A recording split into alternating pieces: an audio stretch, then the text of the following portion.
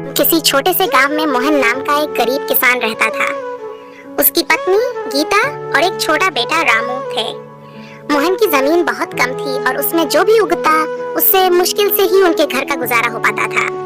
एक दिन जब मोहन अपने खेत में काम कर रहा था, उसे एक बहुत बड़ा शलगम मिला। शलगम इतना बड़ा था कि उसे देखकर मोहन चौंक गया। मोहन ने सोचा, ये शलगम तो बहुत अद्भुत है, इसे बेचकर हमें कुछ पैसे मिल सकते हैं। वह शलगम को घर लेकर आया और गीता को दिखाया। गीता ने कहा, इतना बड़ा शलगम तो मैंने कभी नहीं देखा। इसे बाजार में बेचने से पहले क्यों न हम इसे काट कर देखें कि अंदर क्या है। मोहन ने शलगम को काटा और अंदर का दृश्य देखकर दोनों हैरान रह गए। शलगम के अंदर सोने के सिक्के भरे हुए थे। मोहन और गीता को अपनी आंखों पर विश्वास नहीं हुआ। उन्होंने तुरंत सारे सिक्के निकाले और गिने। वे इतने सारे थे कि उनकी गरीबी तुरंत दूर हो सकती थी। मोहन और गीता ने सोने के सिक्कों से अपने घर की मरम्मत करवाई, नया सामान खरीदा और अपने बेटे रामू की पढ़ाई के लिए पैसे जमा किए।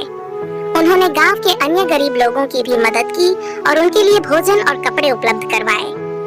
कुछ समय बाद गांव के मुखिया को इस जादुई शलगम की खबर लगी। उसने मोहन को बुलाकर पूछा, तुम्हें यह शलगम कहाँ से मिला?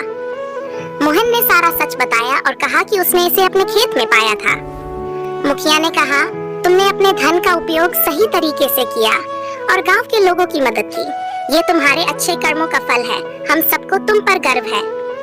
मोहन की ये कहानी पूरे गांव में फैल गई और सभी ने उसकी प्रशंसा की। इस प्रकार मोहन की जादुई शलगम ने न केवल उसकी बल्कि पूरे गांव की किस्मत बदल दी और सभी को ये सिखाया कि अच्छाई और दया से किया गया हर काम अंततः फलदायी होता है।